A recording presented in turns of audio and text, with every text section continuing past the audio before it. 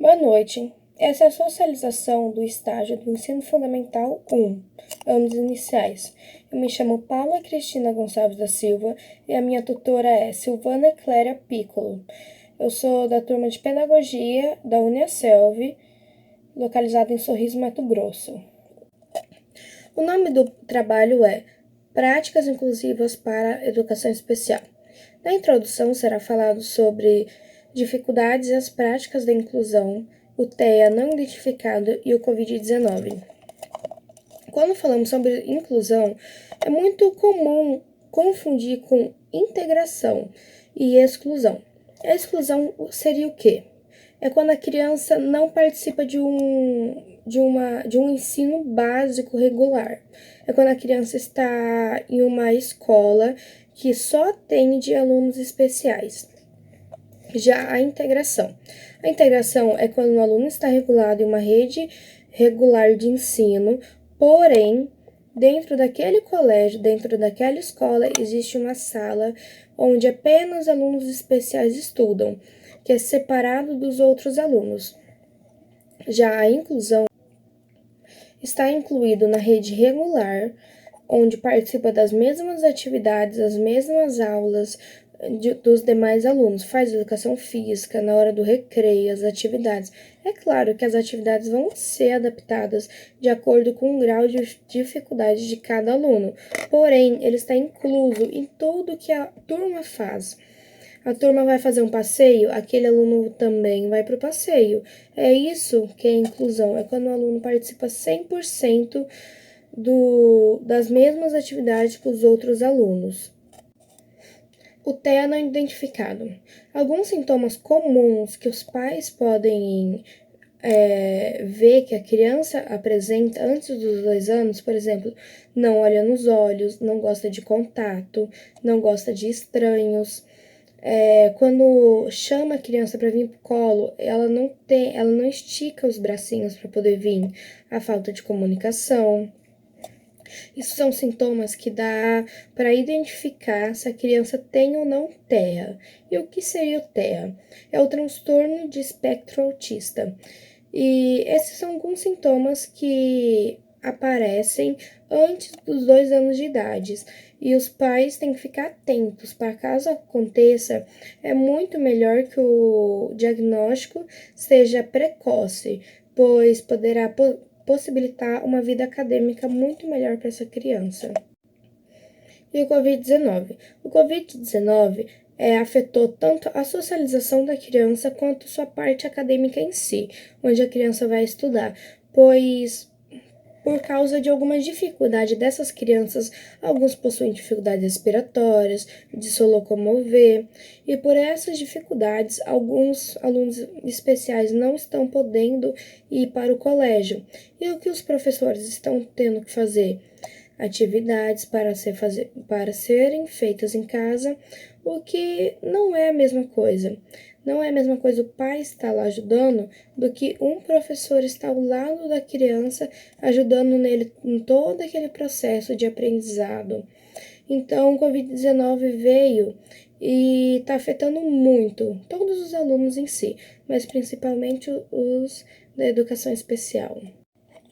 Já na fundamentação teórica, será falado sobre a Lei de número 12.764, do ano 2012, onde é garantido que a criança que tem o laudo comprovado que ele tem TEA, ele tem o direito de ter um acompanhante, tanto um professor, tanto auxiliar. Isso se ele tiver matriculado na rede básica regular. Também vamos falar sobre as características do TEA. E quais são as características do TEA? Falta de comunicação, falta de interação social, gestos repetitivos. Geralmente, quando uma criança gosta, como por exemplo, dinossauro, tudo ele vai querer envolver dinossauro. Sons repetitivos, brinquedos repetitivos, desenhos repetitivos. E o diagnóstico precoce. Quando uma família recebe a notícia que terá um filho especial, especialmente o TEA, tudo muda. O olhar, a preocupação, E na sala de aula é a mesma coisa. Quando o professor recebe a notícia que vai ter um aluno com autismo na sala de aula, tudo muda. O olhar, a preocupação, o planejamento, já que aquele aluno tem que ter atividades específicas para o seu grau de dificuldade. E qual a importância do diagnóstico precoce? Quando uma criança tem um diagnóstico precoce, tudo melhora. Claro, falando sobre a vida acadêmica, também em casa. Pois quando os pais sabem que aquela criança tem autismo, os pais vão procurar pesquisar, procurar entender, vão levar ao médico, como lidar com isso, o que fazer, como fazer. A criança vai ter um tratamento especializado tanto em casa, tanto no colégio, o que vai dar uma vida tanto acadêmica, tanto social, muito melhor para essa criança. Já a linguagem. A linguagem é dividida entre verbal e não verbal. O que seria a linguagem verbal? Linguagem verbal é música, filmes, fala. Quando nós falamos, é uma linguagem verbal. E o que seria a linguagem não verbal? Desenhos, pinturas, esculturas.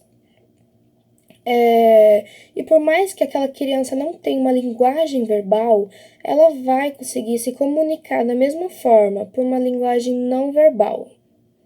Quando, por exemplo, um bebê que ele tem autismo e ele não consegue dizer, bebê de 2 anos, ele não consegue dizer que ele quer mamar, ele vai fazer o gesto. Ele vai fazer o gesto e a mamãe vai entender que a criança quer mamar, tá com fome, quer água. E essa é a forma de comunicação de alguns, já que alguns não conseguem desenvolver a linguagem verbal. A vivência. A área de concentração escolhida foi formação e profissionalização docente. O programa de extensão foi formação e capacidade docente. O projeto de extensão escolhido foi Práticas Inclusivas para Professores de Educação Básica. O produto virtual é o e-book e o tema escolhido é Práticas Inclusivas para Educação Especial. E impressões do estágio, que seriam as considerações finais.